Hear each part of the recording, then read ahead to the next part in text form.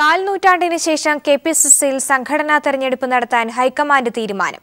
ഇതിനു മുൻപായി നടത്തുന്ന പാർട്ടി പുനഃസംഘടന വരെ അധ്യക്ഷ സ്ഥാനത്ത് VM സുധീരൻ തന്നെ തുടരും. ഈ പുനഃസംഘടനയിലൂടെ പാർട്ടിക്കകത്ത് പൂർണ്ണ പിന്തുണ കൈവരിക്കാനുള്ള അവസരമാണ് സുധീരന് ലഭിച്ചിരിക്കുന്നത്. അടുത്ത 10 വർഷത്തേക്കും അധ്യക്ഷ സ്ഥാനത്ത് സുധീരൻ തന്നെ തുടരുമെന്ന വാദത്തിന് ബലം നൽകുന്നതാണ് ഹൈക്കമാൻഡ് നീക്കം.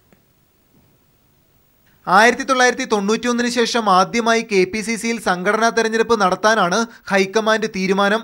എന്നാൽ ഇതിനു മുൻപായി 3 മാസത്തിനകം പാർട്ടി പുനഃസംഘടന നടത്തും. ഈ പുനഃസംഘടനാ വേളയിലും അധ്യക്ഷ സ്ഥാനത്ത് VM സുധീരൻ തന്നെ തുടരും. ഇതിനുശേഷം 9 മാസത്തിനകം സംഘടനാ തെരഞ്ഞെടുപ്പ് പൂർത്തിയാക്കാനാണ് രാഹുൽ ഗാന്ധി നിർദ്ദേശിച്ചത്. VM സുധീരൻ, ഉമ്മൻചാണ്ടി, രമേശ് ചെന്നിത്തല എന്നിവർ രാഹുൽ ഗാന്ധിയുടെ വസതിയിൽ നടത്തിയ 3 മണിക്കൂർ കൂടിക്കാഴ്ചയ്ക്ക് ശേഷമാണ് തീരുമാനം. Reorganization will be at various levels. But KPCC President, the decision what you have just asked me about, KPCC President will be there. മറ്റെല്ലാ സംഘടനാ ഭാരവാഹികളെ 3 മാസത്തിനകം മാറ്റും. കോൺഗ്രസ് സംഘടനാ പ്രശ്നങ്ങൾ UDFനെ പ്രതികൂലമായി ബാധിച്ചുവെന്നും ചർച്ചയിൽ വിലയിരുത്തി. എന്നാൽ KM മാണിയുടെ കടുത്ത നിലപാടുകളിൽ സംസ്ഥാന നേതാക്കൾ തന്നെ ഇടപെട്ട് മയപ്പെടുത്താനും രാഹുൽ ഗാന്ധി നിർദ്ദേശിച്ചു. KM മാണി വിഷയത്തിൽ ഇപ്പോൾ ഹൈക്കമാൻഡ് അടിയന്തര ഇടപെടൽ നേരിട്ട് നടത്തേണ്ടെന്നാണ് തീരുമാനം. സംഘടനാ തെരഞ്ഞെടുപ്പെന്ന AI ഗ്രൂപ്പുകളുടെ ആവശ്യം ഹൈക്കമാൻഡ് അംഗീകരിച്ചപ്പോഴും സുധീരനെ നിലനിർത്തിയുള്ള പുനഃസംഘടനയാണ് ഹൈക്കമാൻഡ് മുന്നോട്ട് വച്ചത്. ഇത് സംഘടനാ തെരഞ്ഞെടുപ്പിന് മുമ്പായി സുധീരന് പാർട്ടിയിൽ പിന്തുണയുറപ്പിക്കാൻ വഴിയൊരുക്കും. Manushankar, news bureau, Delhi. CPIM സംസ്ഥാന കമ്മിറ്റി യോഗം ഇന്ന് തിരുവനന്തപുരത്ത് ചേരും. ബോർഡ് കോർപ്പറേഷൻ വിഭജനമാണ് യോഗത്തിലെ പ്രധാന ചർച്ചാ വിഷയം. കഴിഞ്ഞ ദിവസം ചേർന്ന CPIM സംസ്ഥാന സെക്രട്ടേറിയറ്റിലെ തീരുമാനങ്ങളും യോഗം ചർച്ച ചെയ്യും. AKG സെന്ററിൽ രാവിലെ 10-നാണ് യോഗം. മന്ത്രി KT ജലീലിന് സൗദിയിൽ പോകാനുള്ള അനുമതി കേന്ദ്ര സർക്കാർ നിഷേധിച്ചു. നയതന്ത്ര പാസ്പോർട്ട് നിഷേധിച്ചതിന്റെ കാരണം വ്യക്തമാക്കാതെ കേന്ദ്ര സർക്കാർ. സംഭവം ദൗർഭാഗ്യകരമെന്ന് മന്ത്രി ജലീൽ. സൗദി പ്രതിസന്ധിയിൽ കേന്ദ്ര സർക്കാരിന്റെ നീക്കം രാഷ്ട്രീയ കേന്ദ്രങ്ങളിൽ അമ്പരപ്പുളവാക്കിയിട്ടുണ്ട്. സൗദിയിലെ തൊഴിൽ പ്രതിസന്ധി രൂക്ഷമായതോടെയാണ് സംസ്ഥാന സർക്കാരിന്റെ പ്രതിനിധിയായി KT ജലീലിനെ സൗദിയിലേക്ക് അയക്കാൻ മന്ത്രിസഭാ യോഗം തീരുമാനിച്ചത്. ഇതിനായുള്ള ഡിപ്ലോമാറ്റിക് പാസ്പോർട്ട് നൽകണമെന്ന് അപേക്ഷിച്ചുകൊണ്ട് സംസ്ഥാന സർക്കാർ കേന്ദ്ര ഗവൺമെന്റ് അപേക്ഷ നൽകി. എന്നാൽ കാരണമൊന്നും വ്യക്തമാക്കാതെ KT ജലീലിന്റെ യാത്രാനുമതി രാത്രിയോടെ കേന്ദ്ര സർക്കാർ നിഷേധിച്ചു. ഇതേ തുടർന്ന് മാധ്യമങ്ങളെ കണ്ട ജലീൽ കേന്ദ്ര സർക്കാരിന്റെ നിലപാട് ദൗർഭാഗ്യകരമാണെന്ന് പറഞ്ഞു. സാധാരണഗതിയിൽ ഒരു അപേക്ഷ നൽകിയാൽ 4-5 മണിക്കൂറിനുള്ളിൽ ഡിപ്ലോമാറ്റിക് പാസ്പോർട്ട് ഇഷ്യൂ ചെയ്യാറാണ് പതിവ്. വിദേശകാര്യമന്ത്രി സുഷമ സ്വരാജിന്റെ പ്രൈവറ്റ് സെക്രട്ടറിയുമായിട്ട് സംസാരിച്ചു, അവരുടെ ഓഫീസിലെ മുതിർന്ന ഉദ്യോഗസ്ഥന്മാരുമായിട്ട് സംസാരിച്ചു. അവരൊക്കെ തന്നെ എന്തോ തരത്തിലുള്ള ഒരു റിലക്റ്റൻസി, ഒരു മടി കാണിക്കുന്നത് പോലെ എനിക്ക് തോന്നി. വിദേശകാര്യ സഹമന്ത്രി അവിടെ സന്ദർശിച്ചുകൊണ്ടിരിക്കുകയാണല്ലോ എന്ന് ഒരു വാചകം അറിഞ്ഞോ അറിയാതെയോ എക്സ്റ്റേണൽ അഫയേഴ്സ് മിനിസ്ട്രിയുടെ ഭാഗത്തു നിന്നും ഉണ്ടായി. ഇങ്ങനെ ഒരു നിഷേധത്തിന്റെ ആവശ്യമില്ലായിരുന്നു. പാസ്പോർട്ട് നിഷേധിച്ച സംഭവത്തെ തുടർന്ന് ജലീൽ മുഖ്യമന്ത്രിയുമായി വിഷയം ചർച്ച ചെയ്തു. സിവിലിയൻ പാസ്പോർട്ടിൽ സൗദി അറേബ്യയിലെത്തിയാൽ ലേബർ ക്യാമ്പുകൾ സന്ദർശിക്കാനോ തൊഴിലാളികളുമായി നിയമപ്രശ്നങ്ങൾ ചർച്ച ചെയ്യുവാനോ മന്ത്രിക്കാവില്ല. കേന്ദ്ര സർക്കാരിന്റെ ഈ പുതിയ നിലപാടോടെ തൊഴിൽ പ്രശ്നത്തിൽ കേന്ദ്രവും സംസ്ഥാനവും 2 തട്ടിലായിരിക്കുകയാണ്. S. ജീവൻകുമാർ, തിരുവനന്തപുരം. അടുത്ത ഗുജറാത്ത് മുഖ്യമന്ത്രി ആരെന്ന് ഇന്നറിയാം. വൈകുന്നേരം ചേരുന്ന നിയമസഭാ കക്ഷി യോഗത്തിന് ശേഷം മുഖ്യമന്ത്രിയെ പ്രഖ്യാപിക്കും. ഗുജറാത്തിലെ പാർട്ടി ആസ്ഥാനത്ത് വൈകുന്നേരം 4 മണിക്ക് ചേരുന്ന യോഗത്തിൽ പാർട്ടി അധ്യക്ഷൻ അമിത്ഷാ, നിരീക്ഷകരായ നിതിൻ ഗഡ്കരി, സരോജ് പാണ്ഡെ എന്നിവർ പങ്കെടുക്കും. ഇന്നലെ ഗുജറാത്തിലെത്തിയ അമിത്ഷാ BJP സംസ്ഥാന നേതാക്കളുമായി കൂടിക്കാഴ്ച നടത്തിയിരുന്നു. നിലവിൽ ആരോഗ്യ കുടുംബക്ഷേമ മന്ത്രിയായ നിതിൻ ഭായ് പട്ടേൽ മുഖ്യമന്ത്രിയാകുമെന്നാണ് സൂചന.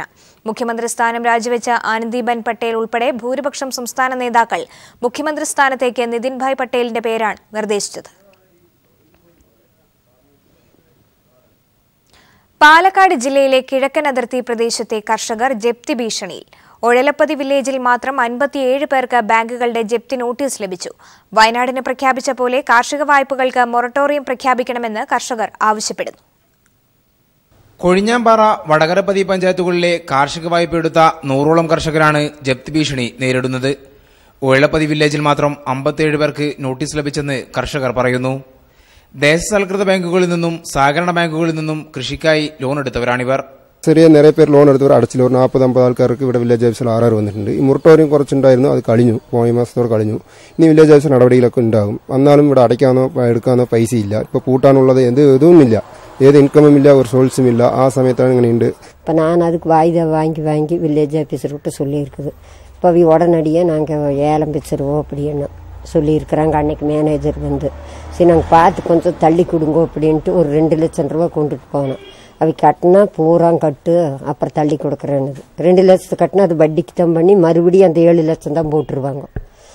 മുതലും പലിശയുമടക്കം ലക്ഷക്കണക്കിന് രൂപ കർഷകർ തിരിച്ചടയ്ക്കാനുണ്ട്. കാലാവസ്ഥാ വ്യതിയാനം മൂലം കൃഷി നശിച്ചതും വിളകളുടെ വില തകർച്ചയുമായിരുന്നു വായ്പ തിരിച്ചടയ്ക്കാൻ പലർക്കും തടസ്സമായത്.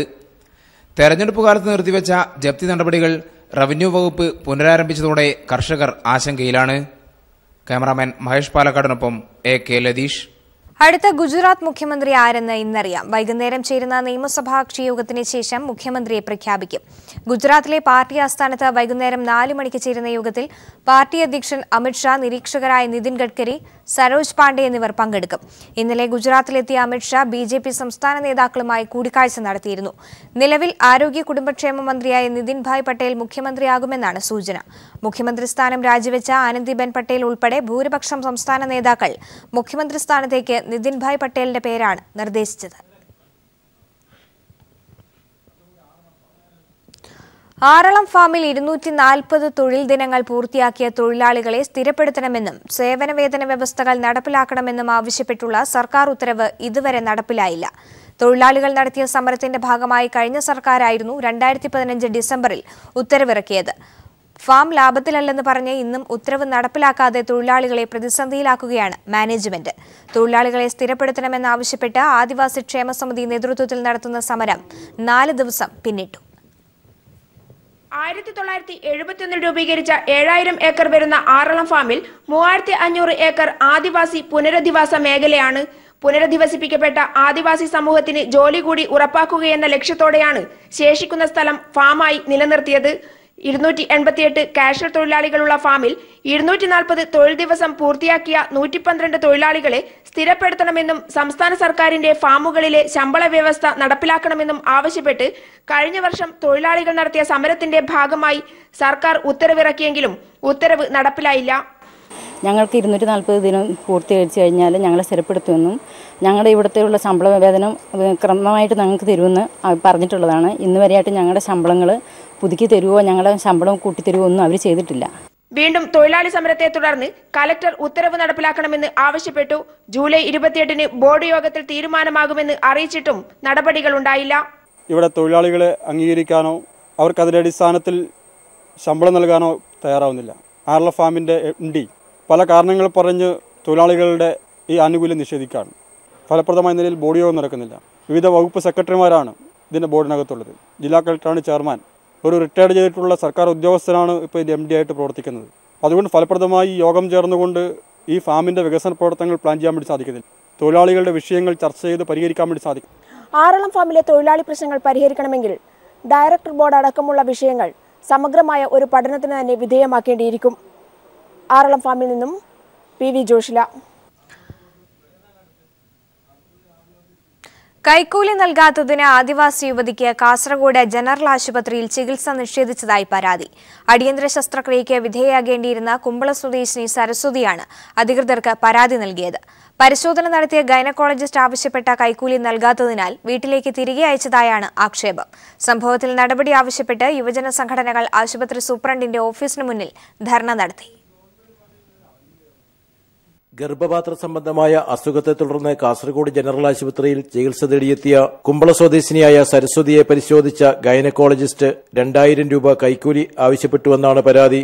1000 രൂപ തനിക്കും 1000 രൂപ അനസ്തേഷ്യ നൽകുന്ന ഡോക്ടർക്കും വേണമെന്ന് ഗൈനക്കോളജിസ്റ്റ് ആവശ്യപ്പെട്ടതായി രോഗി രേഖാമൂലം പരാതി ഉന്നയിച്ചിട്ടുണ്ട്. എന്നാൽ പണമില്ലെന്ന് സരസ്വതി അറിയിച്ചപ്പോൾ അഡ്മിറ്റ് ചെയ്യാതെ പറഞ്ഞുവിട്ടെന്നാണ് ആക്ഷേപം. സംഭവത്തിൽ പ്രതിഷേധിച്ച് DYFI മുസ്ലിം യൂത്ത് ലീഗ് പ്രവർത്തകർ ആശുപത്രി സൂപ്രണ്ടിന്റെ ഓഫീസിന് മുന്നിലേക്ക് പ്രതിഷേധ മാർച്ച് നടത്തി. സംഭവത്തിന് ഉത്തരവാദികളായവർക്കെതിരെ നടപടി വേണമെന്ന് DYFI കാസർഗോഡ് ജില്ലാ സെക്രട്ടറി K മണികണ്ഠൻ ആവശ്യപ്പെട്ടു. കാസർഗോഡ് ജനറൽ ആശുപത്രിയിൽ രോഗികളെ ദ്രോഹിക്കുന്ന നിലപാടാണ് ചില ഡോക്ടർമാരുടെ ഭാഗത്തു നിന്നുണ്ടായിക്കൊണ്ടിരിക്കുന്നത്.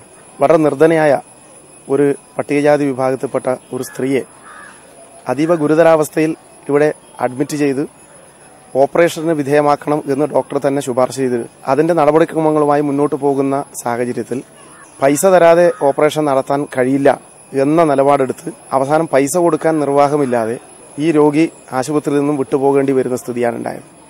അപ്പോൾ രോഗികളോട് പണം ചോദിച്ചു വാങ്ങുന്ന നിലയാണ് ചില ഡോക്ടർമാരെ സംബന്ധിച്ചിടത്തോളം ഉള്ളത്. കൂടെ ആരുമില്ലാതിരുന്നതിനാൽ രോഗിയെ പിന്നീട് വരുവാൻ ആവശ്യപ്പെട്ട് മടക്കി അയക്കുകയാണുണ്ടായതെന്ന് സൂപ്രണ്ടിന്റെ ചുമതല വഹിക്കുന്ന ഡോക്ടർ വിശദീകരിച്ചു.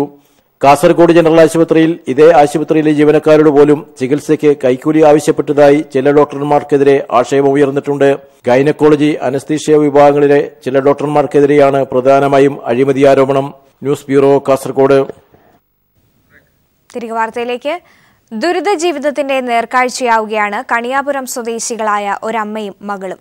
സ്ഥിരബുദ്ധിയില്ലാത്ത യുവതിയും അമ്മയും കഴിയുന്നത് ടാർപോളിൻ ഷീറ്റിന് താഴെ. മിക്ക ദിവസങ്ങളിലും പട്ടിണിയായ ഇവർക്ക് തുണ ആരെങ്കിലും കനിഞ്ഞു നൽകുന്ന ഭക്ഷണം മാത്രം.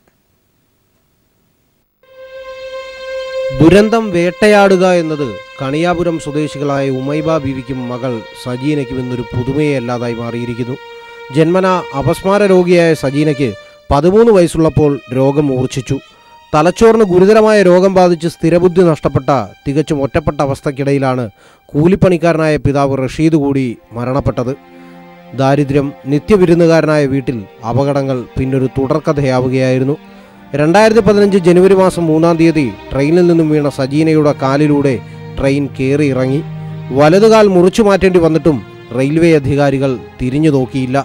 ടാർപോളിൻ കൊണ്ട് മറച്ച വീടെന്ന് വിളിക്കാനാവാത്ത കാലിത്തൊഴുത്ത് പോലെയുള്ള 2 മുറികളിലാണ് ഇവരുടെ താമസം. ആരെങ്കിലും ദയ തോന്നി കൊടുക്കുന്ന ഭക്ഷണം കഴിക്കുന്നതുകൊണ്ട് മാത്രം മരിക്കാതെ ജീവിക്കുന്നു. പല ദിവസങ്ങളിലും പൂർണ്ണ പട്ടിണിയിലാണ് ഇവർ രണ്ടുപേരും. തൻ്റെ കാലശേഷം മകളെ ആര് നോക്കുമെന്ന് മാത്രമാണ് ഈ അമ്മയുടെ ഏക ആധി. ട്രെയിനിൽ നിന്നാണ് അവളെ കാല് ഇതായത്. ഇപ്പം എനിക്കാണെങ്കിൽ ആ മക്കളുമില്ല, പിന്നെ സഹോദരങ്ങളും ആരും സഹായിക്കാനില്ലാത്ത നിലയിലാണ് നമ്മളെ ഇപ്പോഴത്തെ ഇത്. ഗവൺമെൻറ് എന്തെങ്കിലും സഹായം അവൾക്ക് ചെയ്യുവാൻ വേണ്ടിയാണ് ഇത്ര നമ്മൾ ഇതിനു വേണ്ടി ഇറങ്ങിയത്. ജീവിതത്തിലുടനീളം ദുരന്തം വിടാതെ വേട്ടയാടിയ ഇവർ മരിച്ചു ജീവിക്കുകയാണോ അതോ ജീവിച്ചു മരിക്കുകയാണോ എന്നത് ഞങ്ങൾ സമൂഹത്തിൻ്റെ ഉത്തരത്തിനായി സമർപ്പിക്കുന്നു. സന്മനസ്സുള്ളവരുടെയോ സർക്കാരിൻ്റെയോ ഒരു കൈത്താങ് ലഭിച്ചാൽ അല്പനാൾ കൂടി ഇവർ ജീവിച്ചിരുന്നേക്കും. S Jeevankumar, Thiruvananthapuram. Transvaal daisy എന്നറിയപ്പെടുന്ന ജർബറ ലോകവിപണിയിൽ ഏറെ പ്രചാരമുള്ള ഒന്നാണ്. വൈവിധ്യമാർന്ന നിറങ്ങളിൽ പൂക്കളുള്ള ധാരാളം ഇനങ്ങളുണ്ട് ജർബറയ്ക്ക്. മികച്ച രീതിയിൽ ആദായം ലഭിക്കുന്ന ജർബറ കൃഷിക്ക് ഇന്ന് പ്രചാരം ഏറെയാണ്.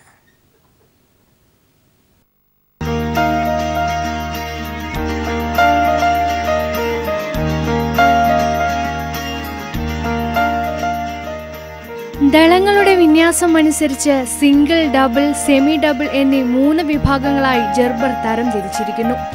ചിലവ് കുറഞ്ഞ സംരക്ഷിത കൃഷിരീതിയാണ് ഇതിനനുയോജ്യം. 50% തണൽ വലകളാണ് ഏറെ ഉത്തമം. നല്ല നീർവാഴ്ചയുള്ളതും നേരിയ ക്ഷാരഗുണമുള്ളതും ജൈവാംശം ധാരാളമുള്ളതുമായ മണ്ണാണ് കൃഷിക്ക് അനുയോജ്യം. സാധാരണയായി തടങ്ങളിലാണ് ജർബറ കൃഷി ചെയ്യുന്നത്. ഇതിനായി 25 മുതൽ 30 സെന്റിമീറ്റർ ഉയരവും 1 മീറ്റർ വീതിയും ആവശ്യാനുസരണം നീളമുള്ള തടങ്ങൾ എടുക്കുക. തടങ്ങൾ തമ്മിൽ 30 സെന്റിമീറ്റർ എങ്കിലും അകലം ഉണ്ടായിരിക്കണം. ചാണകപ്പൊടി, മണൽ, ചകിരിച്ചോറ് എന്നിവ കൊണ്ടുണ്ടാക്കിയ മിശ്രിതം തടങ്ങളിൽ ചേർത്ത് കൊടുക്കേണ്ടതാണ്. തടങ്ങളിൽ 2 വരി ചെടികൾ നടാവുന്നതാണ്. ചെടികൾ തമ്മിൽ 25 മുതൽ 30 സെന്റിമീറ്റർ അകലവും വരികൾ തമ്മിൽ 30 മുതൽ 40 സെന്റിമീറ്റർ അകലവും ഉണ്ടായിരിക്കണം. ബോറോൺ, കാൽസ്യം, മഗ്നീഷ്യം, കോപ്പർ തുടങ്ങിയ സൂക്ഷ്മ മൂലകങ്ങൾ 1.5 മില്ലി 1 ലിറ്റർ വെള്ളത്തിന് എന്ന തോതിൽ ഇലകളിൽ തളിച്ചു കൊടുക്കുന്നത് നല്ല പൂക്കൾ ഉണ്ടാക്കാൻ സഹായകമാണ്. വിവിധ ഇനം പിണ്ണാക്കുകൾ വെള്ളത്തിലിട്ട് പുളിപ്പിച്ച ദ്രാവകം നേർപ്പിച്ച് തടത്തിലൊഴിച്ചു കൊടുക്കുന്നതും നല്ലതാണ്. ഡ്രിപ്പ് നനയാണ് ജർബറയ്ക്ക് ഏറ്റവും ഉത്തമം. 3 മാസത്തിനുള്ളിൽ ജർബറ പൂക്കാൻ തുടങ്ങും. പുറമേയുള്ള 2-3 വരി ദളങ്ങൾ പൂത്തണ്ടിന് ലംബമായി വരുമ്പോൾ പൂക്കൾ പറിച്ചെടുക്കാവുന്നതാണ്. വെള്ളീച്ചകൾ, ത്രിപ്പുകൾ, ചിത്രകീടം എന്നിവയാണ് ജർബറയെ നശിപ്പിക്കുന്ന പ്രധാന കീടങ്ങൾ. ഇവയുടെ ആക്രമണം തടയാനായി ഇമിഡാക്ലോപ്രീസ് എന്ന കീടനാശിനി ഇലകളിൽ തളിച്ചു കൊടുക്കാവുന്നതാണ്. ചിത്രകീടത്തിന്റെ ആക്രമണത്തിനെതിരെ വേപ്പടങ്ങിയ ഏതെങ്കിലും കീടനാശിനി 2 മില്ലി 1 ലിറ്റർ വെള്ളത്തിൽ കലക്കി തളിച്ചു കൊടുക്കണം. News desk.